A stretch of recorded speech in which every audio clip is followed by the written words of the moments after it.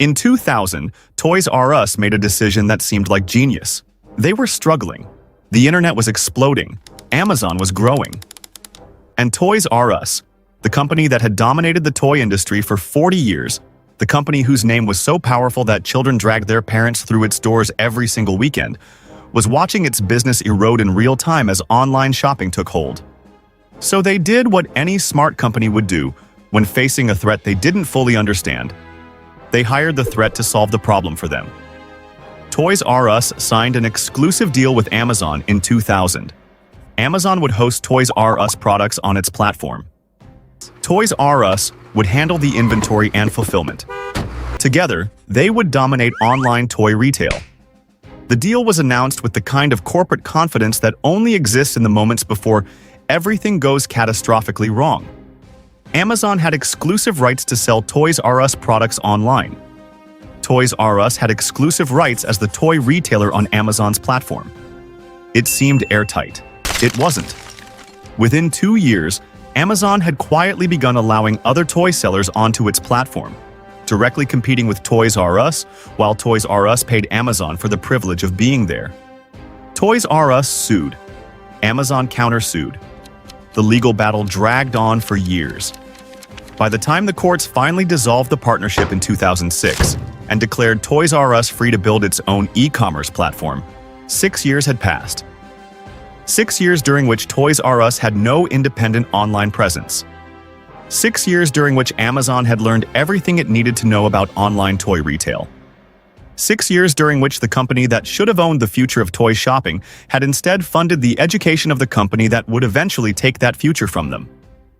By 2006, the gap between Amazon and Toys R Us online was not a gap that hard work and investment could close. It was a chasm. And the decisions that came next would turn that chasm into a grave.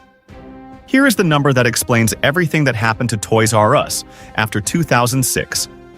In 2005, a private equity consortium led by KKR, Bain Capital, and Vornado Realty took Toys R Us private in a leveraged buyout worth $6.6 billion. They loaded the company with approximately $5 billion in debt to finance the deal. Think about what that means in practice. Before the buyout, Toys R Us was spending its cash on stores, inventory, staff, and the online platform it desperately needed to build. After the buyout, Toys R Us was spending roughly $400 million every single year just on interest payments. $400 million annually that went directly to debt servicing instead of technology investment, store renovation, e-commerce development, or any of the things the company actually needed to survive the retail revolution that was already underway. Amazon was reinvesting every dollar it made into technology and infrastructure. Toys R Us was writing a $400 million check to its creditors before it could spend a single dollar on anything else. That is not a competition. That is an execution.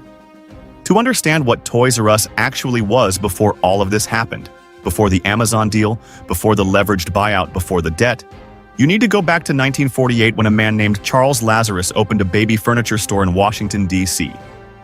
Lazarus noticed that parents who bought furniture kept coming back to buy toys. He pivoted.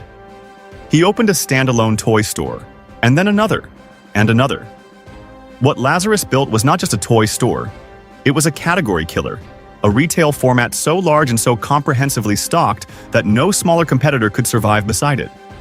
Where a department store might carry a few hundred toy products, Toys R Us carried thousands.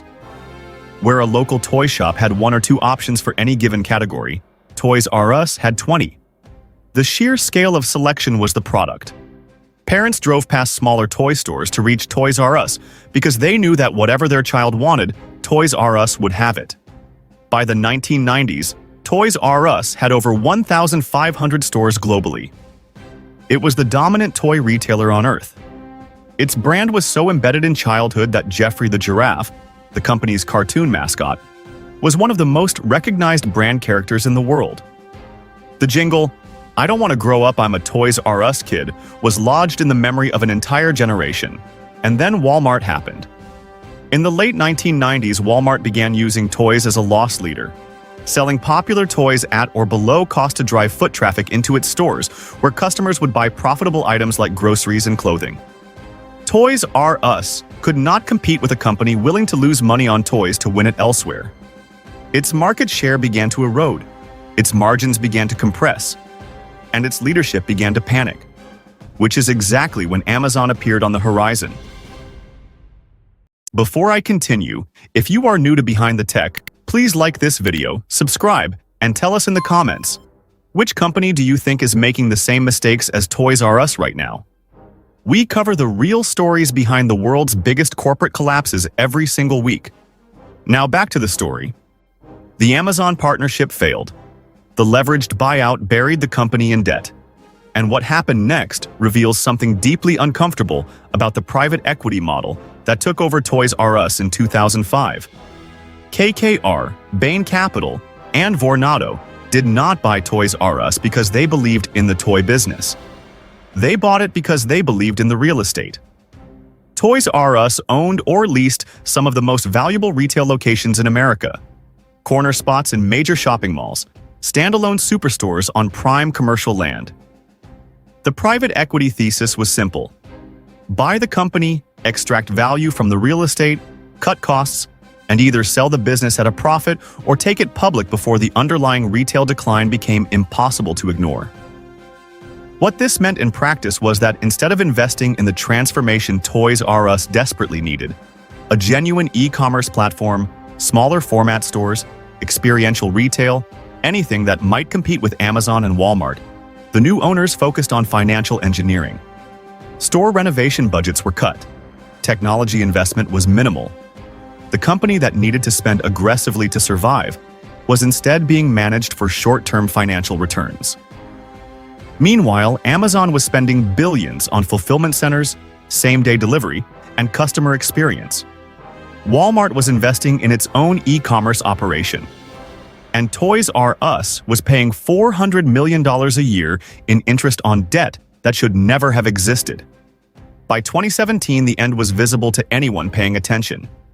Toys R Us had missed the e-commerce revolution so completely that its online sales were a fraction of what they needed to be.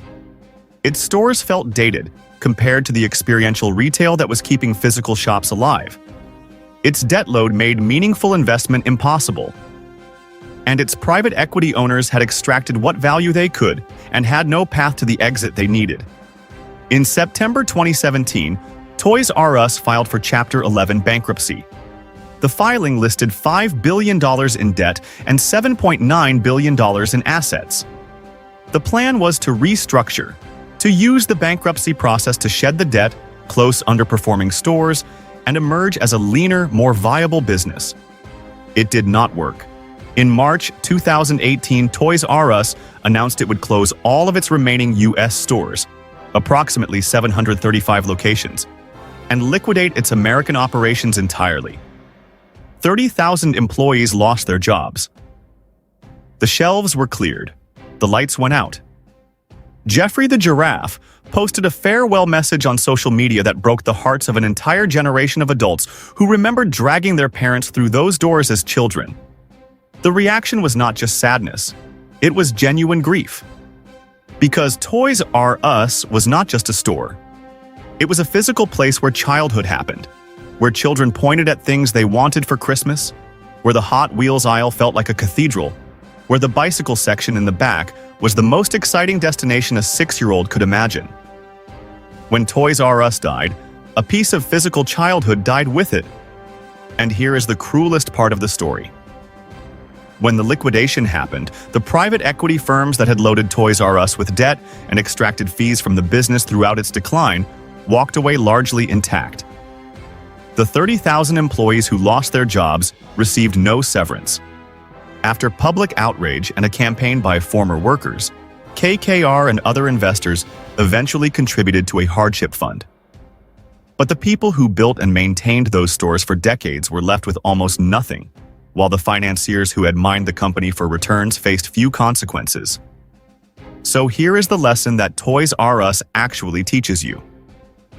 And it is more uncomfortable than most business school case studies want to acknowledge. Toys R Us did not die because toys stopped being popular. Children did not stop wanting toys. The toy market did not disappear. In the year Toys R Us filed for bankruptcy, the global toy market was worth over $90 billion and growing. Amazon's toy sales were booming. Walmart's toy section was thriving. Toys R Us died because of 3 decisions made by 3 different groups of people at 3 different moments. The first decision was made by Toys R Us leadership in 2000, when they chose to outsource their online future to the company that would become their primary competitor instead of building it themselves. That decision cost them 6 years and handed Amazon a masterclass in online toy retail. The second decision was made by private equity in 2005, when they chose to load a struggling retailer with $5 billion in debt instead of investing in its transformation. That decision consumed $400 million per year that should have been spent on survival and handed the future to Amazon and Walmart by default. The third decision was the one nobody made: the decision to invest seriously in what Toys R Us could have been. A destination, an experience. A place where children and parents came not just to buy toys but to play with them, discover them, and fall in love with them. That version of Toys R Us, experiential, interactive, impossible to replicate online, might have survived. Nobody with the power to build it chose to. Right now, there are companies being managed the same way Toys R Us was managed in 2005. Loaded with debt by financial engineers who believe the underlying business is less important than the financial structure around it. Starved of the investment, they need to compete with technology-first rivals, making partnerships with the companies that will eventually replace them, because their leadership does not fully understand the threat. You probably interact with one of those companies every week. You might even feel vaguely loyal to it, the way an entire generation felt loyal to Toys R Us, right up until the moment the lights went out. Pay attention to that loyalty. Because Toys R Us taught us that the companies we love the most are not always the ones being run with our love in mind. Click here to watch Blockbuster Laughed at Netflix. Then filed for bankruptcy. Because what happened to Blockbuster and what happened to Toys R Us are the same story told from different aisles of the same doomed store. A category killer that owned its market, dismissed the online threat, and handed the future to a technology company that was happy to take it. The details are different. The decisions are identical. I'll see you there.